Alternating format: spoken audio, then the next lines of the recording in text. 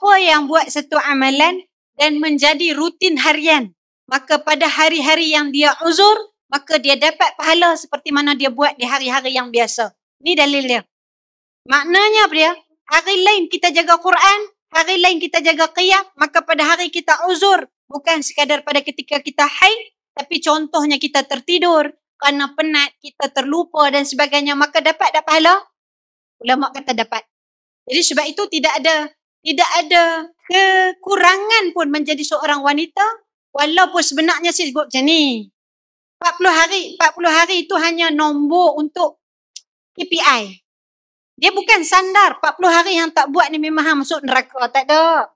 40 ni ada angka yang signifikan. Kalau kita ni dalam dunia psikologi, 40 tu, kalau berjaya achieve, dia akan membentuk habit, membentuk tabiat. Siapa yang biasa tak percaya, tuan-tuan puan balik try. Ni bukan hukum. Dia bukan hukum. 40 hari bukan hukum. 40 hari itu hanya kita sebut KPI untuk membentuk rutin. Itu saja. Sebab itu perasan nak dulu kalau orang pi Makkah, pi Madinah, dia nak 40 waktu di Madinah dan 40 waktu di Makkah. Perasan tak? Dulu tabung haji buat, tapi sekarang tak boleh buat dah pasal kerana jadual kapal terbang yang berbeza dan sebagainya. Lalu muzakarah hukum bincang. Bincang kata apa? Bukan 40 hari tu tak ada pun dalil mengatakan mesti 40 waktu ke 40 hari ke, tak ada pun. Cuma untuk tujuan membentuk rutin, 40 itu dia penting. Pasal signifikan ni begini. Nabi jadi Nabi umur berapa? 40. Nabi Musa, itu kan? Nabi Musa ada cerita dia dengan 40 hari. Nak tahu? Tunggu rancangan seterusnya tahun depan. Kalau dijemput semula. 40 ni juga Quran sebut surah Al-Ahqaf. Manusia itu bila dah sampai usianya 40 tahun, maka dia akan berdoa kepada Tuhannya, Rabbi auzi'ni an ashkura ni'mataka allati an'amta alayya wa ala waliday ila akhir al-ayah. Al-Ahqaf ayat 15. Balik amal siapa 40 tahun lebih. Lalu bila 40 ini disebutkan dalam Al-Quran, ada kaitan ni dengan usia Nabi-Nabi, maka apa yang disebutkan oleh para ulama, dia sebut begini. 40 tu angka untuk kita meletakkan matlamat. Maknanya kalau dapat 40 hari, Alhamdulillah. Tapi kalau tak dapat, tak apa tak?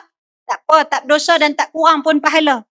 Cuma kita letak 40 tu tujuannya apa? Nak membina tabiat itu sahaja. Tak percaya balik ni puan-puan. Puan-puan cubalah kalau rasa macam semayang tu macam susah kan contoh. Kita ni kadang-kadang banyak benda kan. Cuba buat tabiat contohnya, cari derma RM1. Buat main tabung masjid. 40 hari puan-puan, selepas 40 hari bila tak buat rasa ganjil. Perasan tak kita puasa, sebulan kita puasa tiap malam kita tarawih 30 hari kan? Lebih kurang. 30 hari. Masuk saja malam raya, raya kedua, raya ketiga, apa rasa pada malam tu?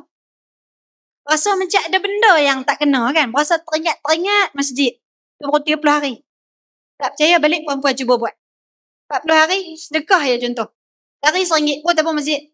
RM1. Lepas 40 hari cuba tengok dia akan ada kesan dia. Okey?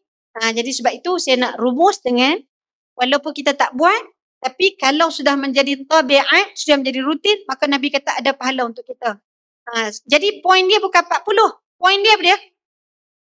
Istiqamah dengan yang kita buat. Itu je. Siapa istiqamah, insya-Allah dia dapat pahala walaupun pada hari yang dia tak buat. Okey? Wallahu a'lam.